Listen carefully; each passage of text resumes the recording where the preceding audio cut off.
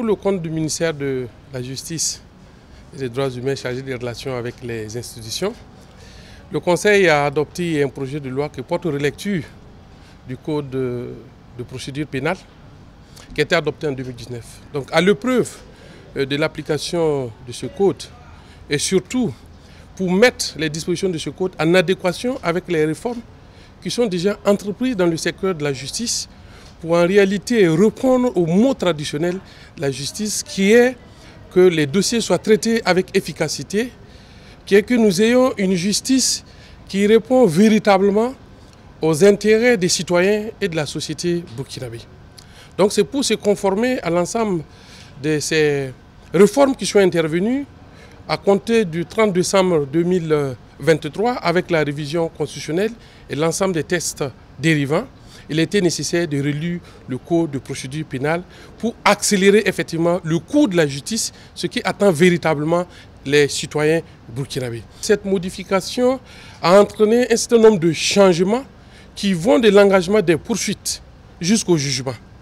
Et au niveau par exemple des poursuites, le procureur du Faso dorénavant, avant d'engager des poursuites contre une personne, devra explorer des mécanismes alternatifs aux poursuites.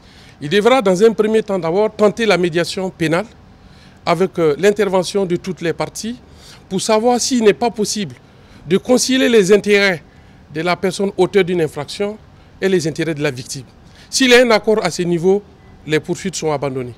À un deuxième niveau, en ce qui concerne les personnes morales qui ont commis des infractions, qui ont porté préjudice au trésor public. Et cette réforme se constitue comme une convention judiciaire d'intérêt public. Il s'agira pour le procureur du Faso de faire déterminer de manière exhaustive le préjudice qu'a subi le trésor public et de demander à la personne morale si elle reconnaît effectivement les faits et qu'elle prend un engagement non seulement de payer les droits qu'elle devait payer au trésor, de payer les amendes qui en découlent et bien entendu de prendre l'engagement de ne pas retirer les faits, ce qu'on appelle la convention judiciaire d'intérêt public, et les poursuites aussi peuvent s'arrêter à ces niveaux. Troisième niveau, au niveau des poursuites, c'est ce qu'on appelle la composition pénale.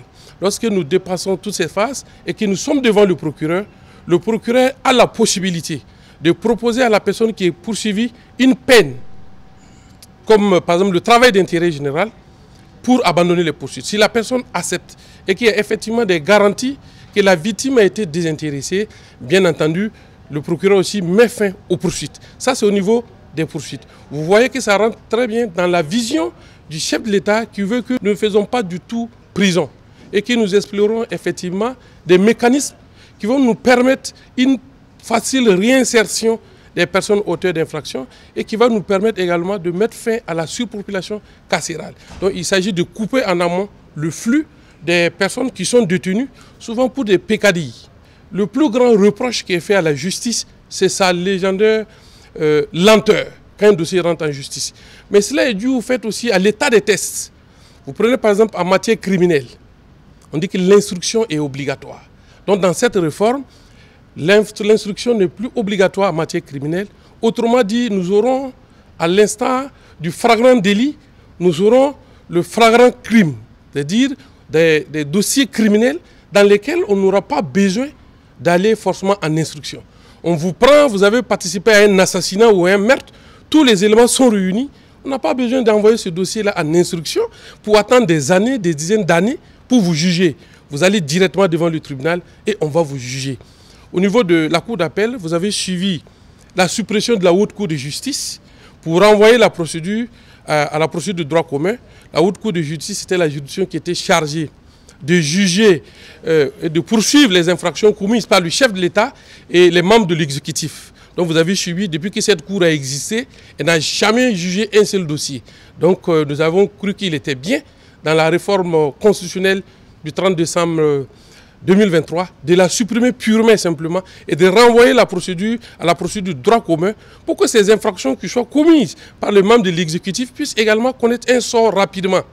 Donc dans cette réforme, il a été institué une chambre criminelle spécialisée auprès de la Cour d'appel qui va prendre en charge et hériter de l'ensemble du passif des dossiers qui sont actuellement en attente au niveau de la défense ou haute cour de justice. Voilà entre autres innovations majeures contenues dans ce projet de loi.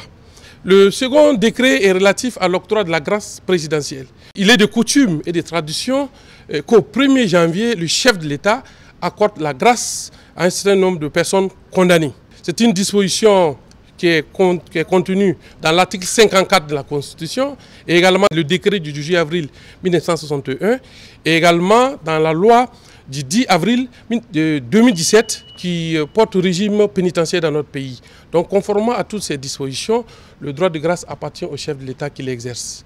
Et donc pour cette année, c'est-à-dire à compter du 1er janvier 2025, c'est à peu près 1200 personnes qui sont concernées, dont plus de 400 qui vont voir une remise totale de peine, plus de 750 qui vont avoir une remise partielle de peine et 3 qui étaient condamnés à une prison à perpétuité qui vont voir leur peine être commuée en prison à temps.